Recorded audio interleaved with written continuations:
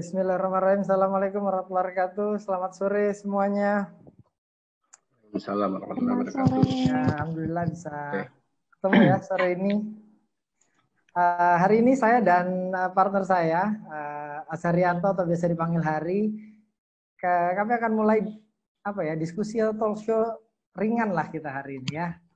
Karena dari kondisi pandemi yang sudah kita alami bareng-bareng ini, ternyata makin gimana ya, dinamikanya jadi luar biasa sekarang ya.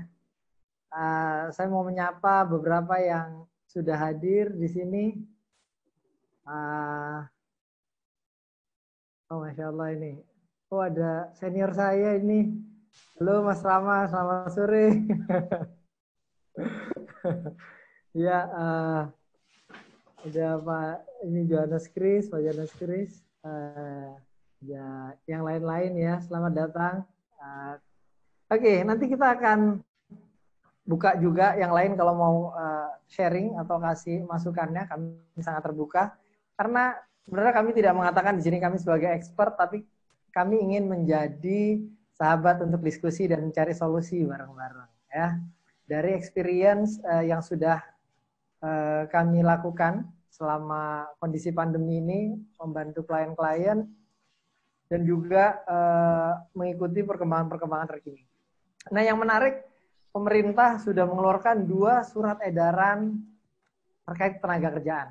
Ya, yang di awal ya mengenai kondisi tenaga kerjaannya, bagaimana penyikapan terhadap kondisi yang ada. Lalu yang terakhir baru-baru ini surat edaran terkait THR.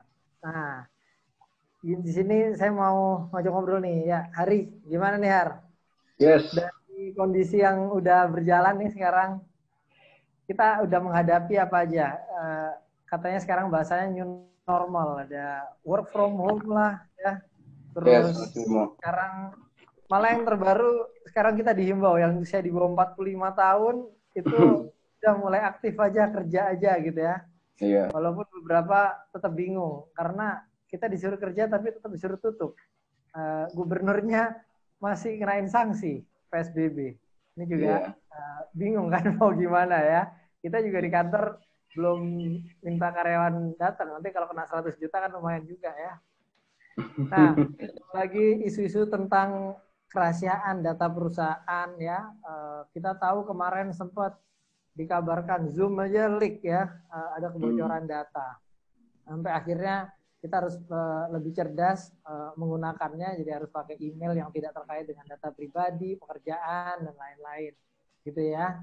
Lalu jam kerja dan aktivitas karyawan, KPI-nya masih efektif apa enggak, achieve apa enggak, lain-lain setelah work from home. Ya, itu challenge-nya.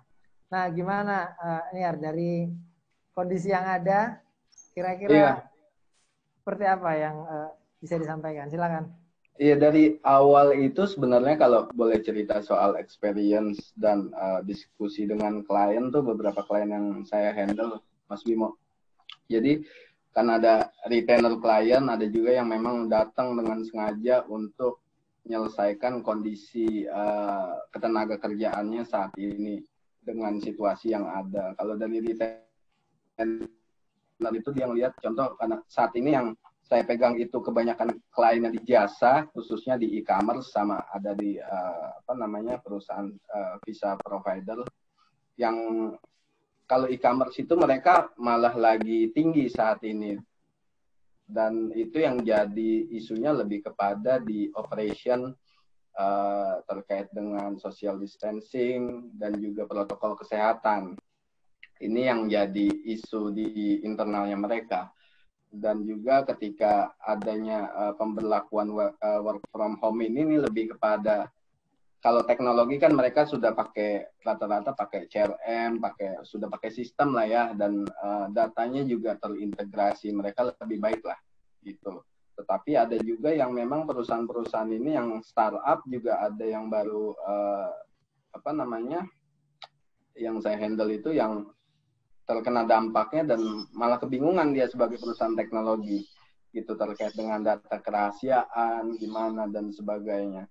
Nah, ini yang jadi menarik kemarin itu. Jadi ada diskusinya tuh sama di awal, karena kan sejak 16 Maret ini, dari 16 Maret sampai dengan terakhir deh, sampai dengan terakhir tuh yang nunggu-nunggu SE yang ternyata nggak perlu ditunggu juga sebenarnya SE-nya. Jadinya SE soal THR gitu. Jadi dari 16 Maret itu sampai dengan saat ini pun diskusinya tuh semakin dinamis. Dari awalnya tadi soal bagaimana pemberlakuan work from home, lalu juga akhirnya harus bagaimana nih kalau mau memberlakukan unpaid. Kan unpaid kan kita nggak mungkin, unpaid leave itu kan memang opsinya adalah karyawan yang meminta gitu kan. Kalau misalnya perusahaan itu yang mengajukan kan agak bingung. Ini yang jadi isunya seperti apa. Apalagi ketika banyak itu klien pertanyaannya, Mas, kalau kita kan di peraturan kan ngomonginnya negosiasi ya. Nah, kalau negosiasi ini kalau misalnya mereka nggak mau, terus kita harus kayak gimana? Itu kan yang jadi pertanyaannya, dan ini yang memang menarik. Dengan segitu banyak misalnya dari perusahaan yang, contoh misalnya perusahaan visa provider itu yang terkena dampak pasti. Gitu kan, dampak pasti sudah ada nggak boleh keluar masuk, sudah, dan tenaga kerjanya cukup banyak. Nah ini yang akhirnya mereka ngelihat bahwa ya harus ada way out, dan kemarin itu yang kami sarankan ya pilihannya dua. Yang pertama itu kita melakukan kategorisasi dulu, kategorisasi dari yang namanya employee, karyawan, mana yang memang dia bisa dipertahankan dengan work from home, mana yang dia tidak bisa dipertahankan jika work from home. Karena memang ini terkait dengan misalnya contoh karyawan yang nunggu loket atau misalnya OB lah gitu. Di perusahaan yang OB tidak menjadi kurir. Kan ini kalau kantornya tutup hilang pekerjaannya. Terus kayak gimana?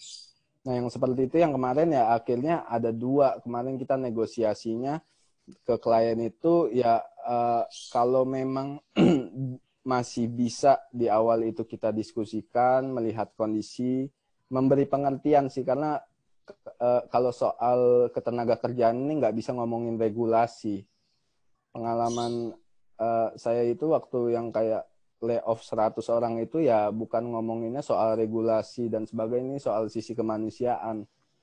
Jadi memang kita itu milih di perusahaan itu, kalau misalnya perusahaan masih kecil kayak waktu saya experience di di Bali itu, saya minta foundernya langsung gitu datang, karena ini perusahaan keluarga yang tenaga kerjanya tuh dari awal gitu. Jadi foundernya langsung suruh ngomong.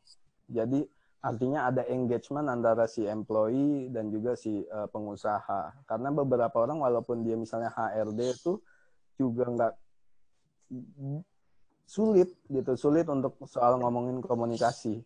Nah ini yang menarik, makanya Mas Bimo kemarin dan kami juga menyarankan bahwa bukan yang kami tidak mau untuk tampil di depan, karena ini masalah kondisi saat ini bukan sesuatu yang baik jika misalnya lawyer itu jadi timbul. Jadi kami cuma waktu itu kemarin itu dengan klien itu saya cuma strategi, kita di hire buat strategi, nyiapin dokumen, tapi yang ngomong tetap kita sarankan si pengusaha. Iya, pengusaha. Jadi ya memang yang jadi perhatian itu adalah sekarang ini kan bagaimana leading in crisis ya katanya. Yeah. Ini bisa mampu tampil ya, berempati untuk menunjukkan bagaimana mereka itu menyampaikan keadaannya ya secara transparan ya. Kan katanya harus jujur brutal. Kondisi perusahaan ini seperti apa? Yes. Ya kan? Dan dalam kondisi kayak gini memang harus kita akui kondisi yang nggak normal ini artinya panglimanya udah berubah. Panglimanya ini harus cash flow dan finansial yang utama kan. Yeah. Tapi untuk menyampaikan hal itu tentu harus leadernya langsung nih yang yang bisa bukan hanya sekedar memotivasi tapi harus bisa menginspirasi bahwa ini adalah masalah global yang dihadapi seluruh perusahaan di seluruh dunia bisa jadi ya. Iya. Kita bisa ngelihat sekarang startup teknologi, agregator hotel kayak Airi tutup, Oyo bleeding, Airbnb juga layoff juga banyak. Bahkan katanya airlines nomor 2 tertua di dunia itu Avianca Airlines saja sekarang udah ngajuin pilot gitu kan. Di Jakarta saja sudah berapa datanya terkait dengan PHK itu sudah hampir 7.000 perusahaan yang mengajukan ya kan. Dengan jumlah karyawan itu sudah hampir 50.000 lebih. Nah, artinya apa? Kondisi abnormal ini seharusnya disikapi dengan sikap yang ekstra juga dan undang-undang tenaga kerja yang disiapkan untuk kondisi normal juga nggak bisa dijadikan 100% rujukan diterapkan karena apa? Ntar yel-yelan pasti kan? Iya. Ini yang cukup challenging. Nah terus gimana lagi ya? Kalau yang kondisi sekarang misalnya udah bleeding nih, ya? Iya. Pivot nggak bisa atau terlalu gemuk organisasinya. Kalau di Indonesia sendiri kita apa nih yang bisa kita lakukan? Iya, kalau dari klien itu kemarin itu memang kalau dari kami ngelihatnya adalah PHK itu adalah salah satu jalan terakhir lah karena serba salah jadi pengusaha ini kan karena mesti saving, mesti lihat buat ke depan seperti apa. Cuma memang operation tetap berjalan ketika memang ada satu kondisi seperti ini yang paling diuji nih. Paling diuji dari setiap perusahaan tuh dilihat bahwa memberlakukan si karyawan ini sejauh mana. Jadi kelihatan karena beberapa kita lihat karena kalau soal ngomongin ketenaga kerjaan udah masuk media itu perusahaan sedikit banyak juga udah tercoreng gitu. Apalagi perusahaan-perusahaan multinasional dia juga nggak mau ngelihat itu kecuali memang bisnisnya yang terdampak langsung ya kayak kemarin Ramayana dan sebagainya. Tapi isunya itu selalu berjalan di bawah di grassroots, isu bagaimana tidak dapat pesangon dan lainnya. Nah kemarin itu kalau saya itu dengan klien yang retainer khususnya kita ngelihat kita structuring dulu tadi klasifikasi karyawan ketika memang oh ya nih ada yang karyawan yang memang sudah nggak bisa diapa-apain lagi nih. Nah di situ memang perannya kita nggak bisa juga langsung PHK sebenarnya Mas Bimo. Kemarin itu idenya adalah ada beberapa HR itu yang memberlakukan kayak misalnya, oh iya kita coba dulu deh nih, kita kasih apa tuh namanya kayak wirausaha skill lah. Entrepreneurship gitu. Ya. Ya, seperti itu entrepreneurship skill buat mereka bagaimana bisa hidup dan tetap juga diberikan target dan ada KPI-nya juga, jadi setidaknya mereka tetap sebenarnya apa yang mereka lakukan itu buat menutup gajinya mereka. Oke, artinya berarti gini ya, sekarang perusahaan ini mesti ambil sikap yang clear ya. Yes. Mereka mau stay di bisnisnya yang sama ya, atau pivot atau bangun kolaborasi dengan bisnis lain ya, yang mungkin relevan karena katanya sekarang ini yang jadi aset luar biasa itu adalah database customer ya, yang perusahaan digital. Kalau line bisnisnya di distribusi, dia cari produsen. Yang bisnisnya fokus di produksi, maka kerjasama dengan yang fokus di distribusi gitu kan. Nah, ini kalau ngelihat dari gejala yang turun, kemarin ngobrol sama CEO-nya Paragon Universa, Wardah Group ya. Mereka cerita, kami itu berusaha mempertahankan Paragonian sini, istilah untuk stakeholdersnya itu jumlahnya 12.000 karyawan itu berusaha dipertahankan, tetap dibayarkan gaji, THR gitu ya. Itu karena mereka sudah punya cadangan kas 6 bulan sampai 12 bulan.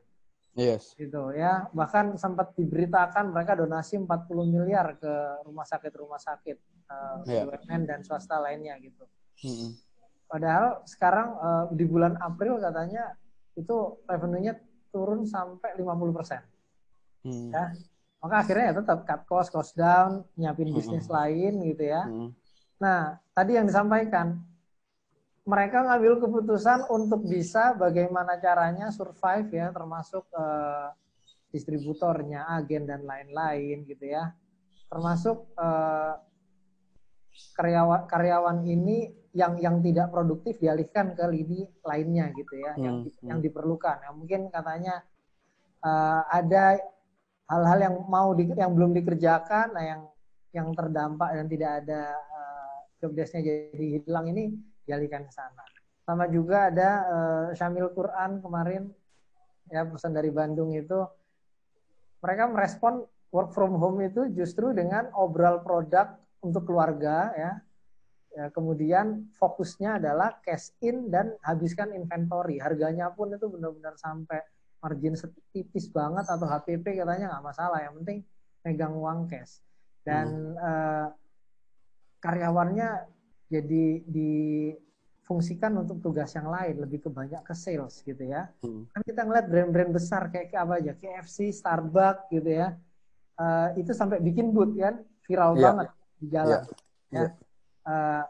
Kemudian Louis Vuitton dan beberapa brand kosmetik itu malah fokus jadi bikin hand sanitizer sekarang. Ya, kita tahu Sritex di Solo yang gede banget itu konveksi jadi bikin masker yang dengan harga terjangkau. Yang mungkin fokusnya bukan cari profit gitu ya, tapi cari cash in dan juga membuat tetap aktif, brand awareness terhadap brandnya dia juga tetap kuat di market gitu ya. Iya. Ada juga ownernya Cleo air mineral itu dan Avian Paint kemarin cerita katanya hotel-hotelnya dia itu malah bikin sekarang catering sehat. Kemudian jualan voucher promo yang berlaku sampai setahun bahkan lebih. Iya. Ya, ini kan artinya memang sudah jadi challenge-nya gitu loh ya. Gimana caranya bisnis tetap jalan dan mencari solusi bersama-sama dengan timnya. Artinya apa? Perlu dibuat strategi restrukturisasi di timnya juga, bahwa karyawan yang dibutuhkan untuk kebutuhan saat ini itu bagaimana supaya fit in, ya kan? Iya. Karena yang jadi challenge itu kan kalau karakter karyawan ini beda-beda ya. Kalau yang biasanya menerapkan DISC ya, dominan, influence, steady, compliance ini. Orang-orang yang steady dan compliance kalau tiba-tiba disuruh sales gitu kan pasti juga sulit gitu ya. Cuma beberapa karena sekarang daerahnya digital, maka dipersiapkan juga semua kebutuhan untuk jualan gitu misalnya. Karena kayak Ace Hardware aja sekarang semua membernya itu disapa lewat WhatsApp. Yeah. Dan itu benar-benar karyawannya gitu loh yang masing-masing jadi bergerak gitu kan. Yeah. Dan namanya online seperti itu dengan semua resource yang ada. Jadi misalnya paket apa dia udah nyiapin lah konten-konten buat jualan itu kayak gimana, mulai dari yang bentuknya video, infografis, flyer sampai copywriting gitu ya, teksnya seperti apa, sales script-nya seperti apa, ini kan udah disiapin. Ya. Ini upaya untuk nyelamatin. Saya melihat langkah-langkah yang dilakukan beberapa perusahaan untuk merespon ini supaya menjaga tetap harmonis itu sangat luar biasa ya, sangat harus diapresiasi. Dan perlunya karyawan itu untuk memahami kondisi ini dan tetap berpikir positif seperti tadi. Jadi apa namanya, kalaupun job desk-nya berubah ataupun dia jadi diperankan tidak sesuai dengan kemampuan atau skillnya, ya ini win-win yang harus dicari kan di perusahaan.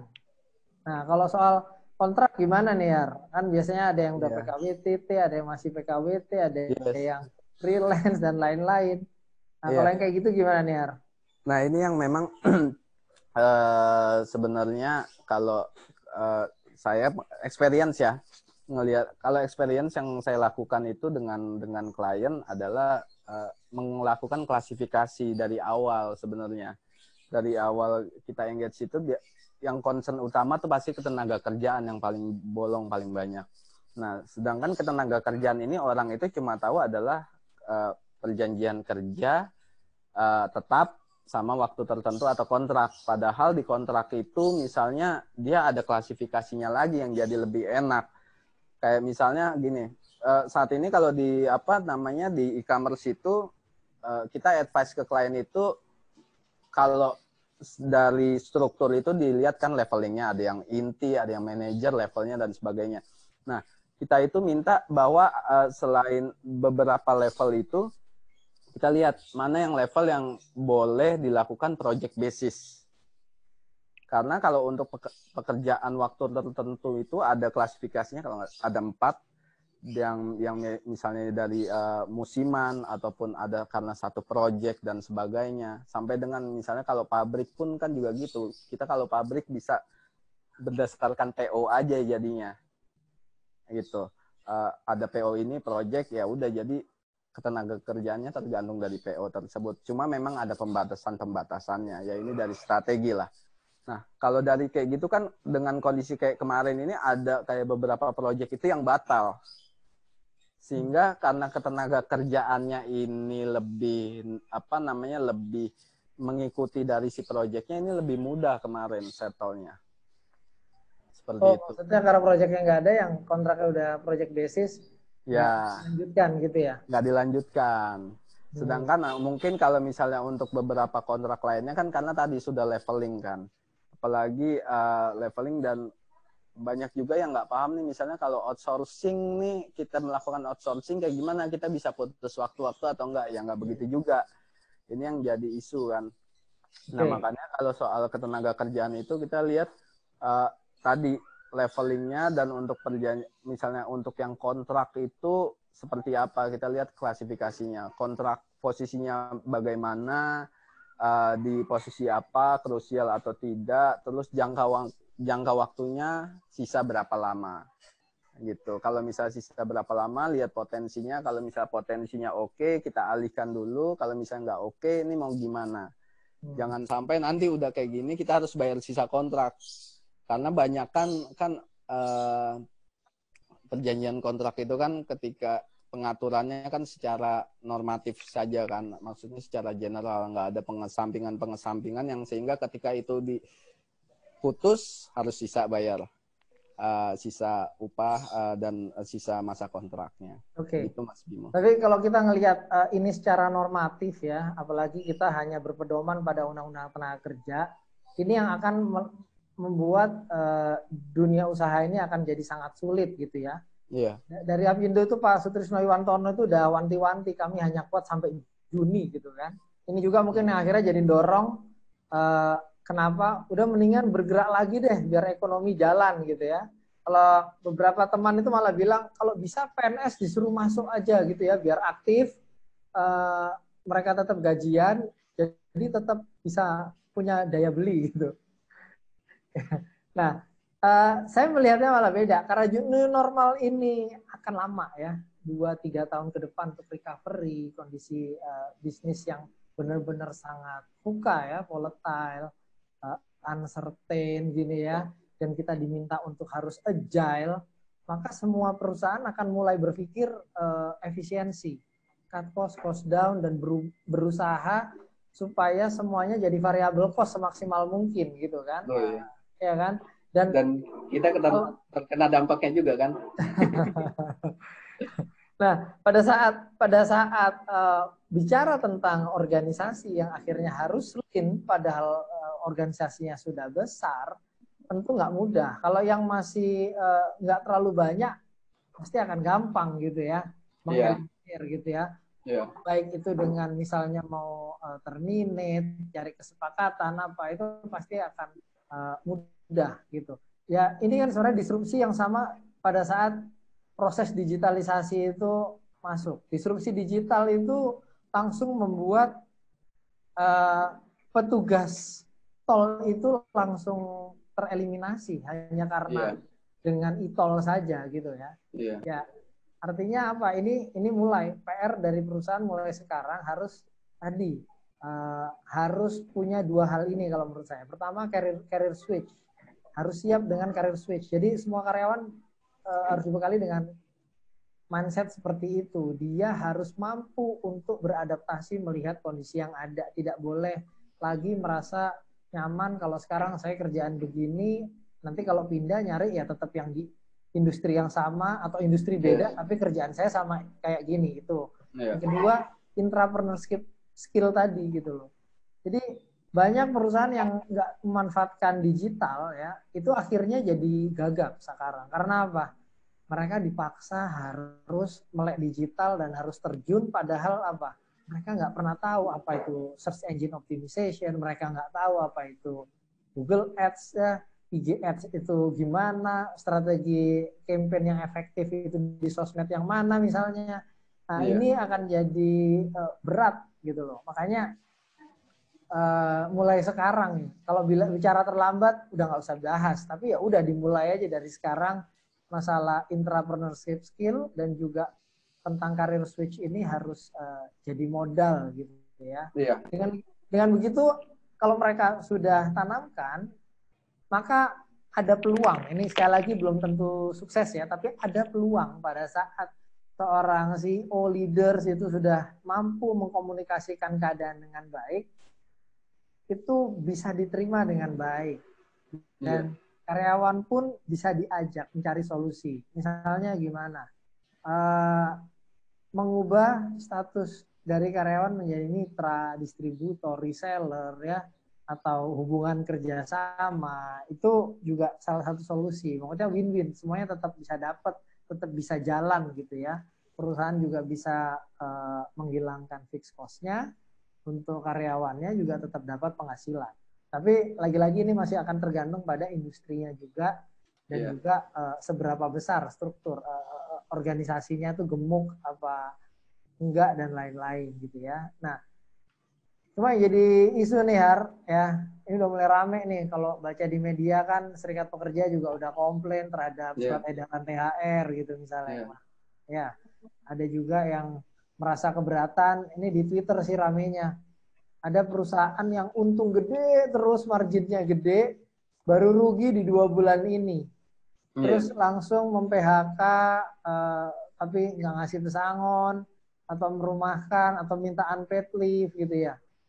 Dan belum tentu perusahaannya itu terdampak COVID. Kalaupun iya, ya mungkin di sampai 50 atau mungkin sampai 60% gitu ya. Nah, tapi ini jadi rame kan. Ini jadi rame banget. Karena apa? Harusnya perusahaan masih punya financial capacity gitu loh untuk menyelesaikan karyawannya. Nah, ini artinya akan banyak perundingan bipartit, ya kan? Nah, sikapnya perusahaan gimana nih rata-rata nih ya untuk nyikapin ini? Karena kan bisa aja kalau nolak rame sampai ke PHI, Disnaker, PHI dan lain-lain. Iya, sebenarnya gini, mungkin edukasi ke karyawan, karena jarang ada perusahaan cuma satu perusahaan itu dia gede sendiri, jarang. Nah, yang di berita itu kan misalnya satu perusahaan dia sebenarnya grupnya siapa nih, dan grupnya siapa, dan dia terdiri dari beberapa usaha, maksudnya beberapa perusahaan, badan hukum. Nah, jarang yang diketahui sama sama karyawan itu adalah kalau bisnis itu nggak bisa kalau misalnya afiliasinya gede, dianya rugi, itu nggak bisa kayak dinas sosial yang ini nyumbang ke sini. Dan beberapa pengusaha nggak mau seperti itu. Nah, ini yang harus diedukasi sebenarnya. Mengkomunikasikan ke karyawan tuh harus sangat bisa seorang foundernya ataupun HRD-nya untuk bisa mengkomunikasikan, karena mereka itu ngelihat bahwa oh iya, karena dilihat masih untung gitu, karena dilihat masih untung secara grup mungkin gitu, tapi kalau secara usaha dia sendiri mungkin nggak untung gitu. Dan ini terjadi di beberapa klien yang seperti itu yang melakukan, ya artinya bisnis dengan bisnis lain nggak bisa selalu menopang. Dan ini yang kemarin itu kalau dengan akhirnya dengan klien itu kita ngomong oh ya udah kita bataskan, dan siapa yang mau berbicara ya harus foundernya yang berbicara, karena founder dengan HRD-nya yang harus bisa mengkomunikasikan seperti itu. Nah, yang selain itu misalnya terkait dengan ketenaga kerjaan, contoh saat ini yang lagi THR. Nah ini kayak gimana? Apakah bisa dicicil dan sebagainya? Nah ini yang sebenarnya kalau dari awal itu kita ngelihat bahwa resikonya itu terlalu besar kepada perusahaan jika melakukan PHK. Pertama itu. Yang kedua adalah resiko itu terlalu besar jika perusahaan itu melakukan penundaan, gitu, penundaan gaji. Risiko itu terlalu besar kepada perusahaan jika perusahaan itu melakukan rescheduling, penundaan gaji, rescheduling sampai dengan THR. Ini nanti yang mungkin yang akan dibahas secara rinci bagaimana apa risikonya. Misalnya kalau kita ngomongin masalah penundaan gaji. Seberapa yakinkah perusahaan itu ke depan itu bisnisnya akan balik lagi? Karena kalau gajinya ditunda itu kewajibannya tetap ada ya. Kewajibannya tetap ada. Belum lagi pasca COVID nanti segala macam utang tagihan itu berdatangan. Yes. Kan? Dan belum tahu kondisi ke depan seperti apa. Betul. Betul, itu yang harus dipikirkan. Makanya strategi-strategi itu yang memang harus dengan cepat untuk didiskusikan dan dengan cepat diputuskan sampai eksekusinya juga cepat. Karena berita soal ketenaga kerjaan ini saat ini kan sangat masif kan di sosial media, di internet, search engine dan sebagainya. Dan ketika contoh ada target kemarin itu ada target yang dia paham terkait dengan skema-skemanya. Akhirnya karena dia strict kepada normatif dan bisnis view-nya karyawan, nggak ada bisnis view, ini yang perlu dipahami. Dan sulit untuk memberikan pemahaman, akhirnya terjadinya dispute gitu. Dan yang paling penting adalah gini, kayak ngomongin dia misalnya ke belakang itu untung, terus dia 2 bulan terakhir ini rugi. Nah ini yang paling penting, jangan sampai salah paham dan jadi blunder bagi perusahaan. Ini yang kadang itu yang suka salah advice adalah, oh ya kita rugi, kita bisa ini gunakan jadi force major, lalu kita lay off. Nah ini tergantung klasifikasinya. Tapi ini kan udah clear kan kalau masalah PHK karena force major ini kan nggak bisa diterapkan dalam kondisi yang serta-merta karena sekarang aja kan. Iya. Terus 2 tahun rugi, ada laporan keuangannya gitu kan. Iya. Kemudian bisa diterapkan pasal 164 ayat 1 ya. Iya. Itu pun masih ada kewajiban yang berat dengan adanya pesangon 1 kali PMTK kan.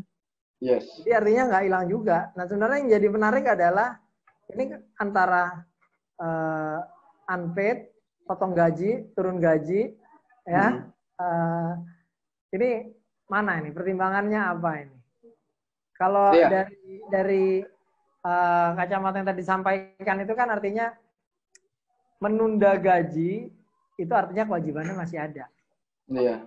Menurunkan gaji itu sebenarnya nggak boleh. Kalau menghilangkan tunjangan tidak tetapnya udah clear gitu. Kalau yang sekarang dilakukan di banyak perusahaan besar itu di level top manajemen eksekutifnya itu dihilangkan fasilitas itu masih make sense. Nah, tapi ini yang lebih isu kan kalau grassroots nih. Iya. Jadi mendingan mana? Turun, potong atau bagaimana?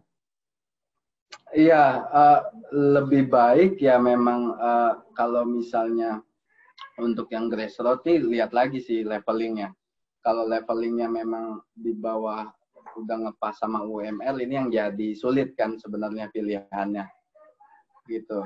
Karena kalau misalnya mau turun gaji pun jadi apakah boleh atau tidak, karena dia sudah batas minimum. Nah tapi kalau misalnya selisihnya masih bisa untuk turunin sampai UMR, mendingan ya opsinya menurunkan, karena begitu juga advice yang lainnya. Kecuali memang ada beberapa kemarin itu advice ke klien itu beberapa perusahaan yang memang multinasional dia sanggup untuk melakukan penundaan dari 50 dengan scheduling 50 sampai dengan malah itu bahkan dari 60 gradually 40 30 itu sampai satu tahun ke depan, Mas.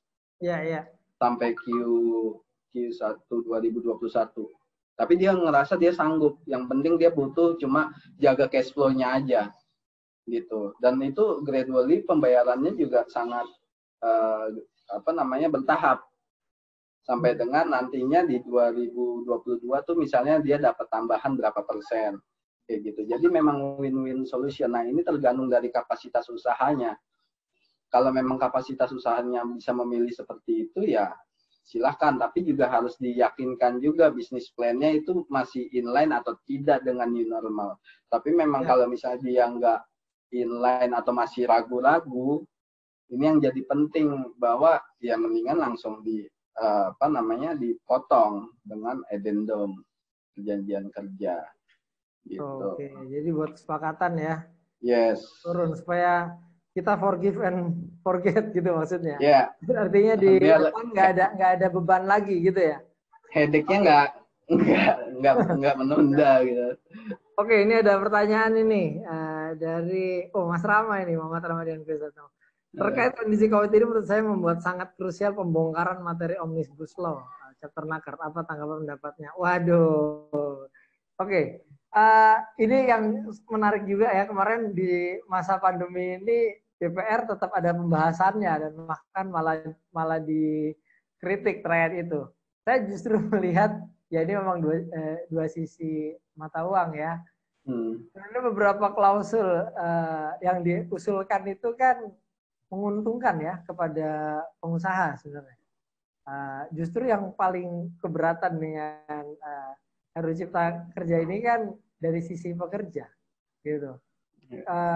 Hanya saja lagi-lagi kalau misalnya ini didorong, katakanlah seperti sekarang kan yang Perpu kemarin tentang keuangan ini, keuangan negara ini kan udah mau jadi undang-undang nih ya, cepat gitu ya. Ya, jika pemerintah melihat upaya untuk bisa mengakselerasi perekonomian termasuk adalah memberikan insentif buat pengusaha adalah dengan cara cepat, ya tentunya pasti klausul ini sih, Mas Rama, saya melihatnya ini akan dibuat terpisah bahkan jadi Perpu karena apa? Surat edaran yang ada ini kan sama sekali bukan peraturan perundang-undangan ya, bukan satu acuan yang bisa digunakan bagi perusahaan untuk mengambil langkah-langkah strategis untuk bisnis recovery. Lagi-lagi tetap semuanya diarahkan untuk diskusi, perdamaian, kesepakatan, ya karena kesepakatan itu yang akan menjadi undang-undang bagi para pihak diarahkan gitu ya. Termasuk kebijakan THR aja kemarin saya udah ngelihat pada saat cuti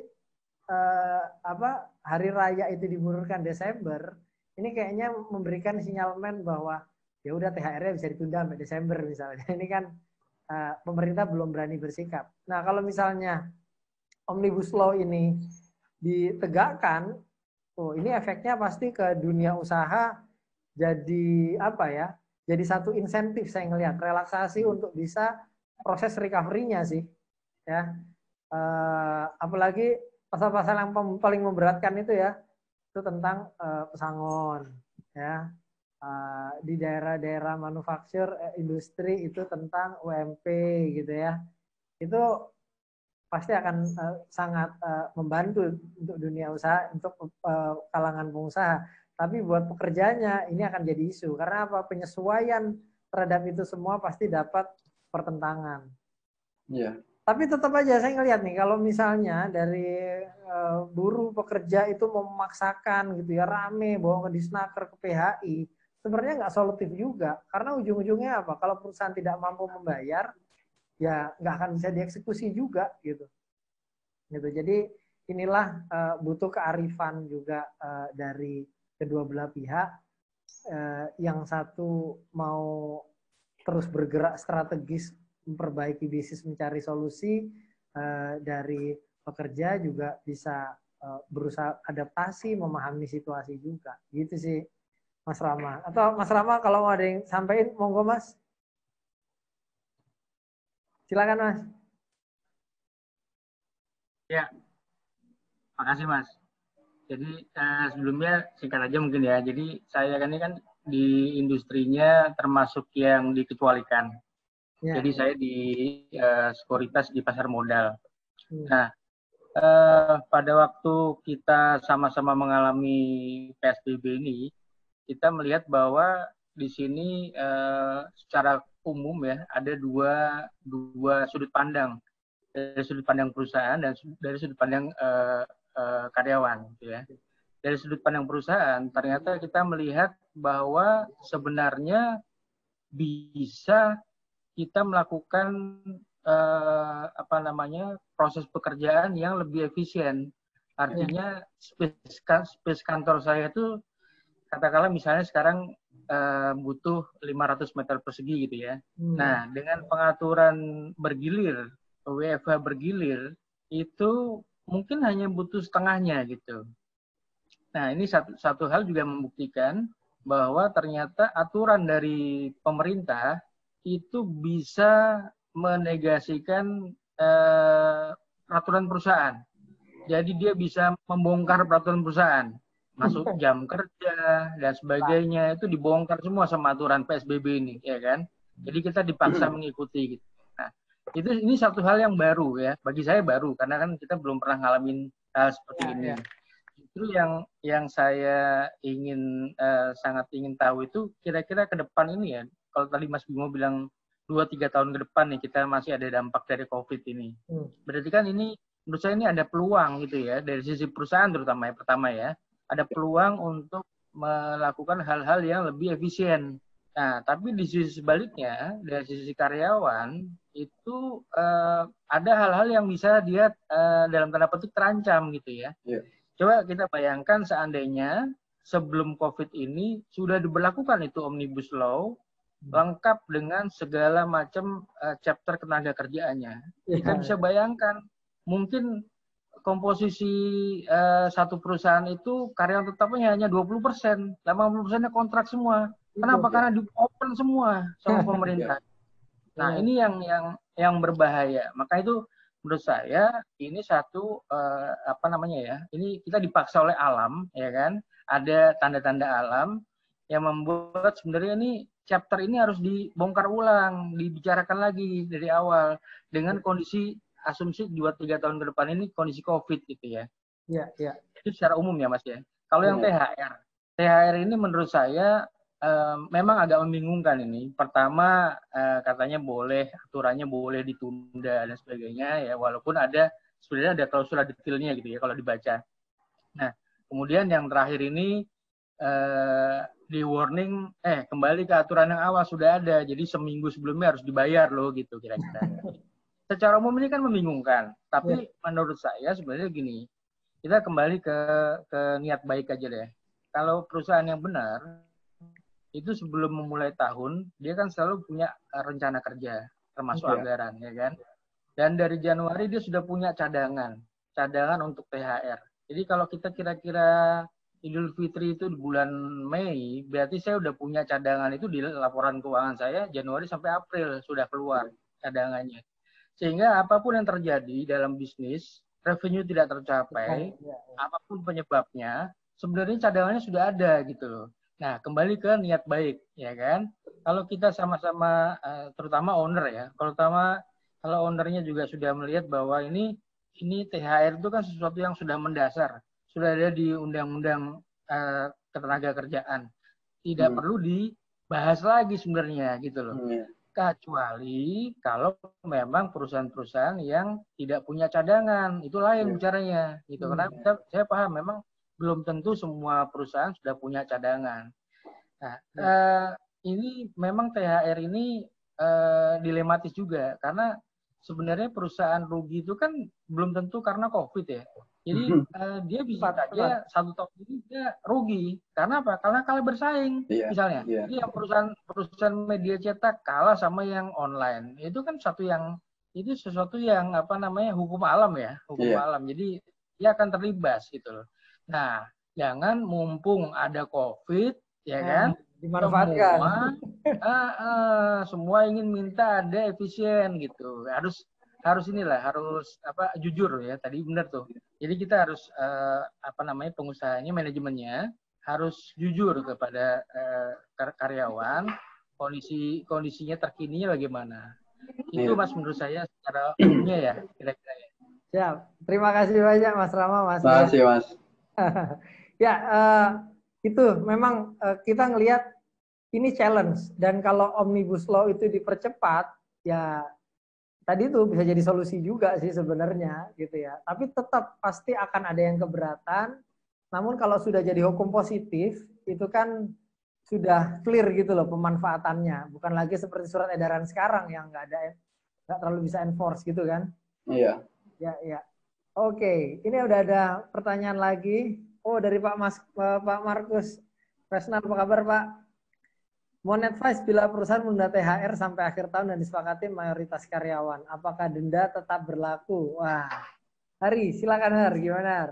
Iya, kalau saya ngomongin masalah THR ini kurang lebih sama seperti Pak Rama tadi. Jadi dari sebelum keluar SE ini dan tadi dari cuti bersama itu dikeluarkan revisinya, itu sinyalnya sudah ada. Makanya saya sampaikan kepada klien itu, bahkan klien nanya, ini kayak gimana ketentuannya, kita boleh nggak nunda, ini dalam posisi yang sangat sulit. Saya cuma katakan gini, kalau misalnya sepanjang disepakati, iya boleh. Itu ditunda, cuma denda tetap berlaku, dan kalian juga, kita nggak tahu ke depan teknisnya seperti apa. Ternyata benar ada teknis lanjutan ketika kita mau melakukan kesepakatan. Apa itu teknis lanjutannya? Yaitu harus report ke Dinas Ketenagakerjaan. Ini yang menarik. Ada apa setelah itu ketika kita report? Jangan-jangan bukan soal saat ini ketika perusahaan melakukan WFH, Dinas Tenaga Kerja cuma menampilkan data. Ada 50.000 perusahaan, ada 8.000, ada sebagainya. Jangan-jangan setelah kita melakukan report, penundaan, kesepakatan, dan report ke Dinas Tenaga Kerjaan, jangan-jangan kita nanti perusahaan yang disidak nih. Alasan kamu kenapa sih? Nah, ini yang saya selalu sampaikan. Kalau kamu siap dengan headache selanjutnya, it's okay. Tapi ingat, ini 1 tahun sekali. Persoalan nanti ada cuti bersama di akhir 2020 nanti, kan itu mengurangi hak cuti tahunan mereka. Kalau mereka nggak ambil, ya mereka tetap nggak dapat cuti bersama. Tapi kalau mereka mau ambil hak cuti bersamanya, itu mengurangi cuti tahunan. Nah, ini yang sebenarnya yang harus juga dipahami. Dan resiko-resiko itu yang bisa kita edukasi. Soal mau bisa menunda dan disepakati, kalau saya bilang bisa. Kena denda atau tidak, ya karena ketentuannya itu PP 78-nya itu 7 hari sebelum hari raya itu harus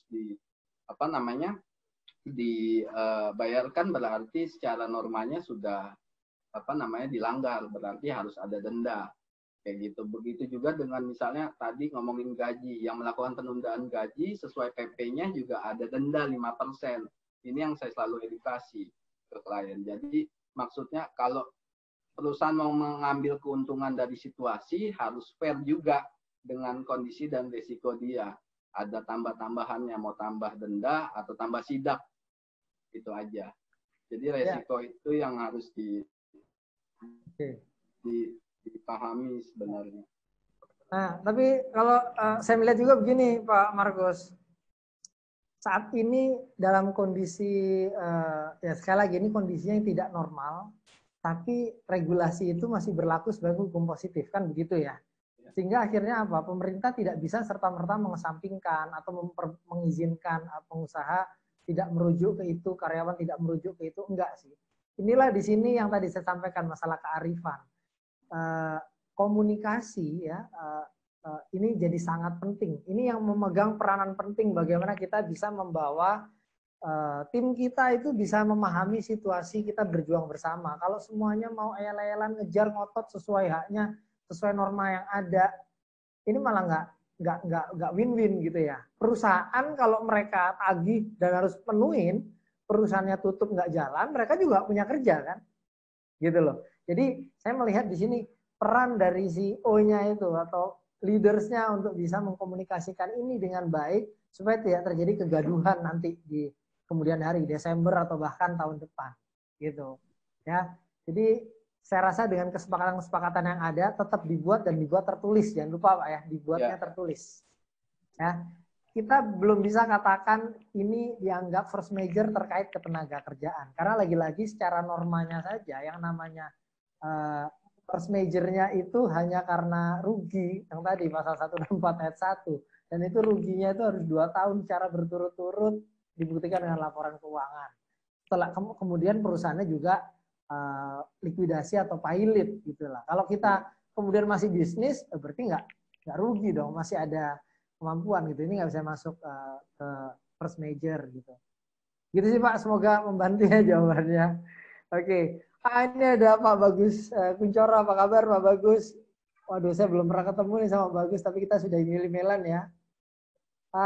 Menarik ini sampaikan Pak Bagus ini. Ya. Jadi kalau karena saya menyepakati kebijakan perusahaan tentang pemotongan gaji, bayar sebagian dirumahkan tanpa gaji pemotongan. Saya perlu melakukan waktu di mana perusahaan harus mengambil sikap cepat. Setuju Pak. Khususnya sebelum proses pengajian dilakukan atau pengurangan potong gaji atau tunjangan seperti ini, apa sarannya?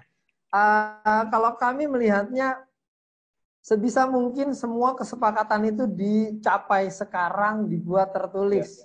Ya. Memang yang jadi pertanyaan kemudian, apakah kesepakatan ini jadi perlu didaftarkan ke PHI atau tidak? Ya. Karena apakah ini masuk dalam 3 hal Undang-Undang PHI itu tentang perselisihan hak gitu ya, kepentingan. Kalau menurut saya semuanya sepanjang bisa disepakati, pegang aja dulu Pak, buat aja dulu dan lakukan eksekusi sesuai kesepakatannya.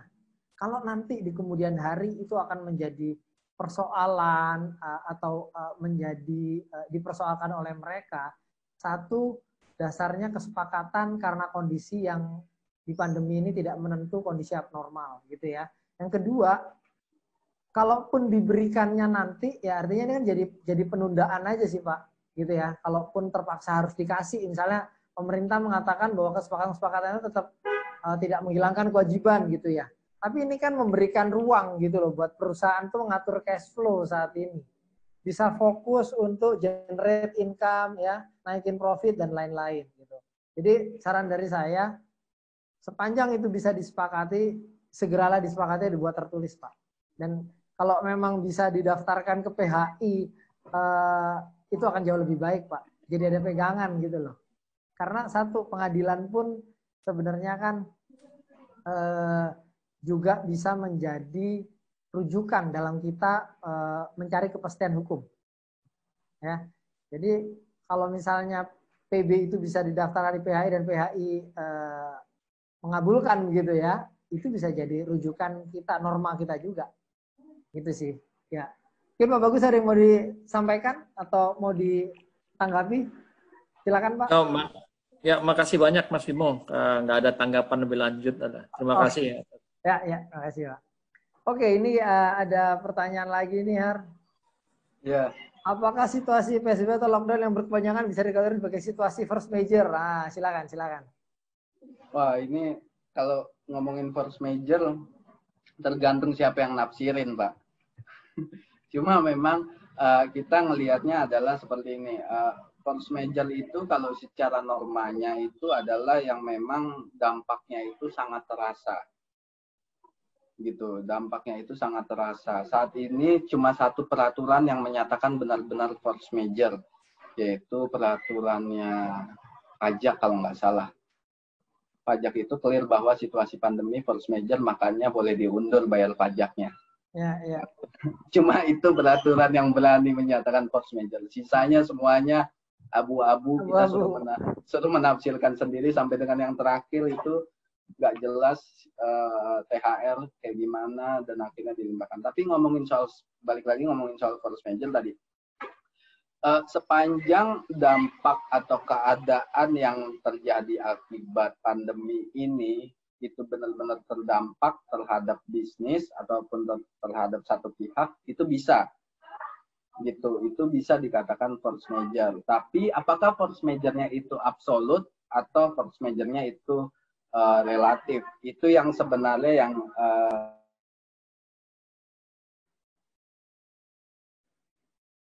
ya itu tadi balik lagi itu sebenarnya yang harus dipahami. Kalau misalnya absolut itu ya kayak gempa bumi, longsor itu langsung dampaknya. Kebakaran itu langsung dampaknya. Tapi kalau kayak gini kan masih debatable. Contoh misalnya ini jadi masih relatif. Kayak kita misalnya sebagai distributor ataupun apakah kita masih bisa impor atau tidak? Apakah sebelum keadaan pandemi ini terjadi kita sudah menyetoknya seberapa banyak sih sehingga ketika kita pada saat kondisi seperti ini, kalau kita dinyatakan sebagai one prestasi itu seperti apa? Apakah kita masih bisa nyetok barang atau enggak? Atau karena kelalaian kita sebenarnya itu yang jadinya nggak bisa dibilang force major. Jadi apalagi soal tadi kalau ngomongin ketenaga kerjaan ini nggak bisa dikatakan sebagai force major. Tapi kalau ngomongin hubungan pihak ketiga dan sebagainya itu. Jadi akibatnya itu harus jelas dulu apakah secara absolut yang benar-benar terdampak atau memang secara relatif saja. Apalagi soal ngomongin isu yang beredar, wah kita bisa ngajukan nih restructuring loan ke bank.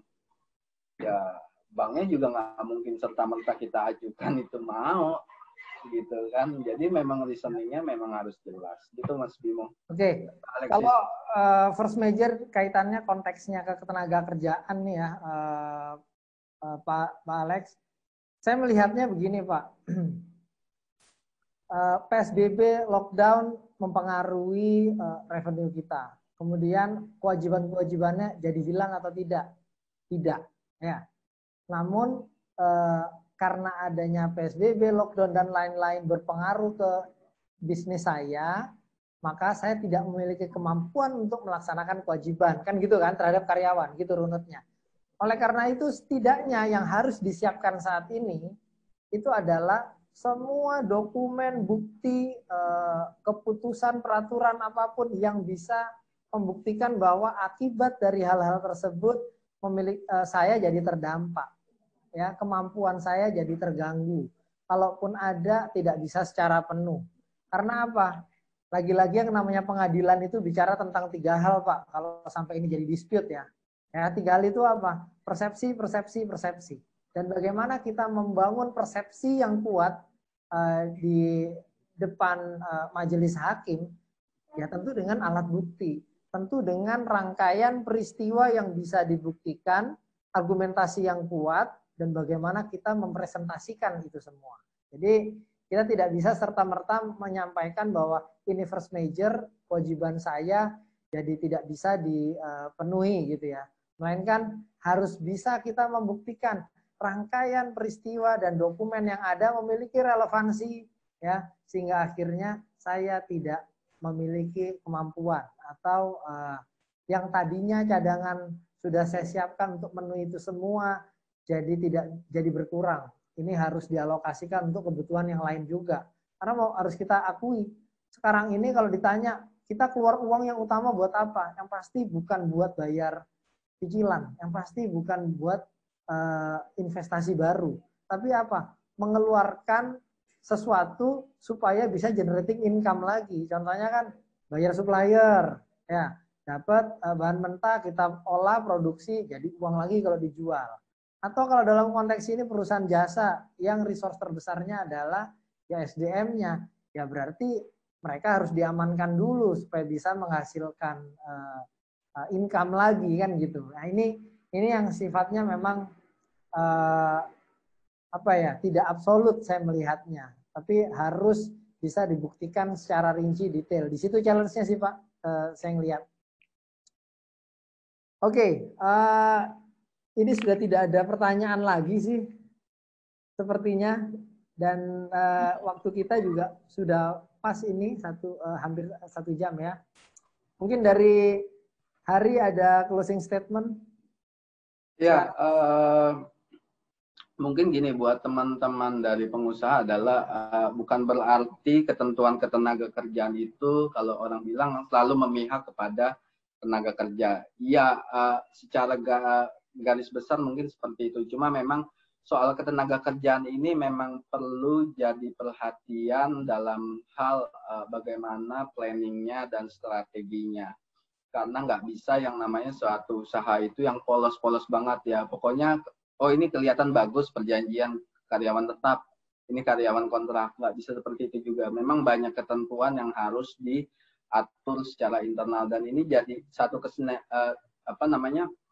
relevansinya dengan apakah perlu HR, apakah perlu legal di dalamnya, ini jadi penting. Tapi yang paling penting adalah tadi sebagai seorang pengusaha itu memahami ketenaga kerjaan ini jangan soal aspek tetap dan tidak tetap, karyawan tetap atau kontrak saja, tapi lebih kepada aspek-aspek lainnya. Dan memang ini yang jadi penting juga buat mengedukasi dan juga memahami bahwa ketenaga kerjaan ini bukan soal normatif.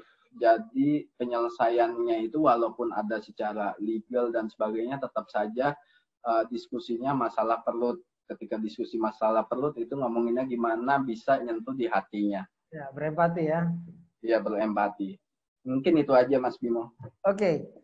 Ya, dari saya ini adalah tantangan, ujian buat semuanya.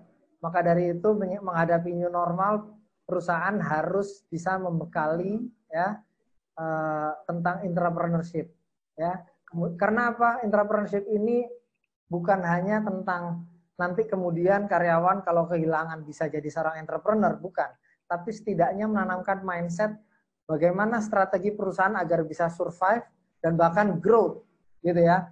Pada saat lagi susah, lagi krisis, ini cepat adaptif, dia juga mau bergerak, tidak bermalas-malasan atau udah maunya jadi kaum rebahan gitu misalnya. Enggak, jadi itu yang kemudian career switch itu sesuatu yang jadi penting sekarang gitu ya. Kita harus siap bahwa pekerjaan-pekerjaan kita ini mungkin bisa disampingkan oleh artificial intelligence, bisa kena krisis, bisa kena COVID, bayangin ya.